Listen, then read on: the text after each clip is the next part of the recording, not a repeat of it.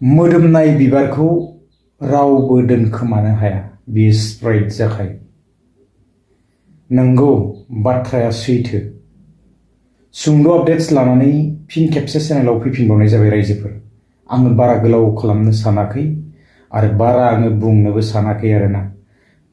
Facebook खुलिनो हाला आरो फेसबुक खुलियोब्लानो बे मोखां बिजाबखौ खुलियोब्लानो जोङो दा 2 लाखनि दावराव आरो 10,000नि IBS ना मा BS आं बारा मोजां मिथिया, बिनिबो एसे दावराव जाबाय थानायखौ जोङो नुनो मोनदों। आङो एसे भिडिअ क्लिप्सबो होनानै होगोन। आं बुंनाय राव नङा बियो, नोंथांमोना भिडिअखौ एसे नायनानै लायोब्लानो मिथिनो मोनखागोन आरोना। जोङो बयबो मिथिनो मोनखायो, मोदोमनाय बिबारखौ जोङो लाखोमानो हाया। बाथ्राया सैथो मारबो जानो हागौ ना, बेखायनो बेबायदि गोसारमारदोंदां। आं एसे क्लिप्सखौ होलांनो, आङो बांद्राय बुंनो सानाखै आरोना।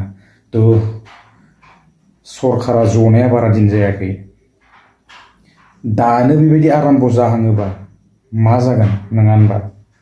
बेखायनो दिनै सरकारनि आसनिफोरखौ एसे मोजाङै ना नायनानै होयोब्ला मोजां जायो। खारन सरकारनि बुस्थुखौ मोननो दिनै लुबैयो बयबो, आरो जायफोरा इलिजिबोल बिसोरो मोननायाव जेबो आपत्ति गैया। दिनै सोरबाया फरायनानै IABA पास खालामनानै जेबो मोनाखैबा बिसोरो 2 लाख मोनदोंबाबो बुंनांगौ जेबो गैया नङा होनबा? आरो दिनै गोबां बेबायदिनो हेन्डिकेपफोरनिबो 10,000 बेफोर मोनखानांगौखौ मोनखानांगोन। जायफोरा मोननांगौ बिसोरो मोनखानांगोन। नाथाय दिनै दुखियानि जायगायाव सोरबा बिल्डिं न' थानाया मोनोबा बे जानाय नङा ना, दुखियासो मोननांगौ हिसाबाव। दा जोङो दिनै एसे दावराव दावसि जाबाय थानायखौ नुनो मोनदों। एसे क्लिप्सखौ होलांदिनि, नायलांबाय थादो। आं गोलाव खालामला, भिडिअआ बेसेखिनियानोमोन। नेक्स्ट भिडिअ लोगो मोनगोन। गोजोन्थों, बाय।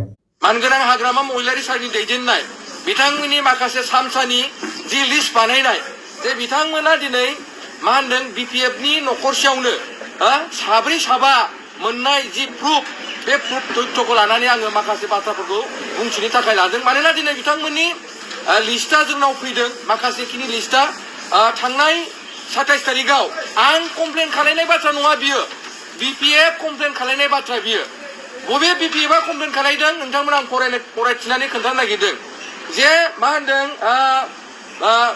26 नं दारांगाजुरि ब्लक कमिटि BPFनि माखासे दैदेनगिरिफ्रा मा होनदों बिथांमोननि CWC बिथांमोननि वमेन दैदेनगिरि बिथांमोना कमप्लेन होदों जे जोंनि BPFनि सापर्टार बिथांमोना नेताफोरा न'खरसेयावनो 7 2 लाखनि IBS खौ माने सोनानै लादों आरो चेकखौ राननानै लादों होननानै बिथांमोना मा होनदों माखासे कमप्लेन बिथांमोना 27 तारिखआव होदों। दा बे कमप्लेन बाथ्राया माने बेनो जे दिनै नैबे मोनसे बिथांमोननि मोनसे समस्थियाव बिथांमोना 100 जन बिथांमोना बेनिफिसारि सेलेक्ट खालायनानै बिथांमोना बेहाय गासिबो नामफोरा दङ।